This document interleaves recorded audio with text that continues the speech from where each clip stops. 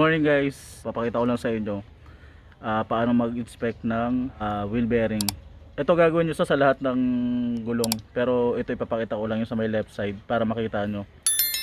Ito maiksi lang kumpara dun sa isa kong video para mas mabilis.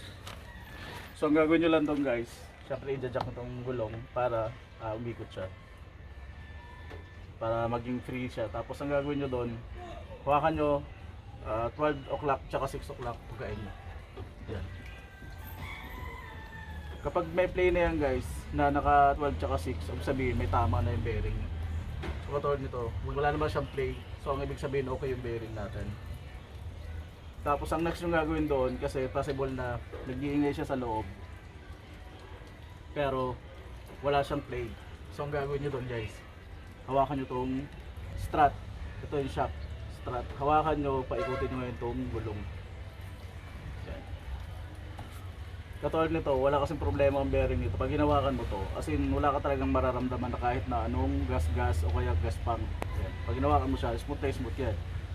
Pero pag iniikot mo to, wala siyang play. Pero pag iniikot mo, tapos mararamdaman mo rito na parang may kumakahit-kahit na bakal. Ang sabihin, may tama na yung bearing mo. Hindi pa siya ganun kalaki yung sira, kaya pagka pinihit mo to, wala pang play. Pero nadudurog na yung bearing. Ganito po pag-check nun, hawakan nyo to, tapos ikutin nyo to. So ito, katulad nyo to, okay pa naman siya. Ganyan lang kadali mag-inspect, mag-diagnose ng wheel bearing kung may problema. Gagawin nyo lang siya sa lahat ng gulong. Kung hindi kayo sure kung saan part, gagawin nyo siya sa lahat ng gulong, pati sa likod. Tapos, isa sa sign na sira na wheel bearing mo kapag tumatakbo yung sasakyan, maingay sa loob. May parang kumakalampag sa loob kahit na wala ka naman sa hams o kaya wala naman lubak. Usually ito yon. Usually kapag parang may kumakalampag sa loob, ang ibig sabihin nun, durog na yung bearing mo talaga. Matindi na yung sira ng bearing mo. Pero kung malapit pa lang pasira, katulad mo kanina walang play, malapit pa lang, pasira pa lang siya, usually maririnig mo siya, humming sound.